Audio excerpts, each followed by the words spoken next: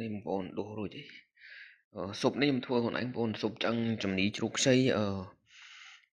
មើលយើងដាក់ឆៃថាវយើងមានការ៉ុតបងប្អូនហើយមួយទៀតនោះគឺយើងដាក់នេះសណ្ដែកសុខភាពសណ្ដែកបាយប៉ុន្តែសណ្ដែកបាយនេះពួកសណ្ដែកធំបងប្អូនហើយ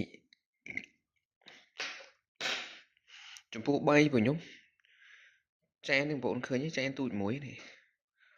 អាហ្នឹងកូនចាននៅកូរ៉េគឺគេហូបបាយតិចហើយមកហូបនេះ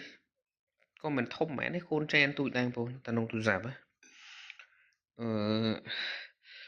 បើបងប្អូនដែរគាត់ហូបច្រើនប្រហែលជាអត់ប៉ុណ្ណឹងអត់ឆ្អែតទេ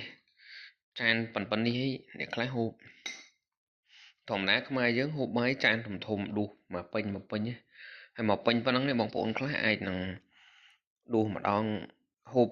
មួយចានហ្នឹងមិនទាន់ឆ្អែតទេអាចនឹង2ចាននេះទៅ3ចានណាមិនឆ្អែតអញ្ចឹងមួយចានពួកគាត់ហ្នឹងដួសដាក់ក្នុងអានេះបានប្រហែលជាខ្ទង់3ដងតែបើខ្ញុំ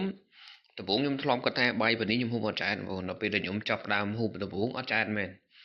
តែដល់ពេលយូរទៅមានអីបងប្អូនហូបឆ្អែតហើយហូបពេលខ្លះហូបអត់អស់ទៀតហូបមកកណាត់ឆ្អែតបាត់ទេ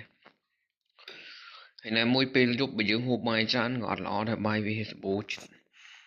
តិស្ករជាតិអីអញ្ចឹងបងប្អូនជាតិស្ករខ្ពស់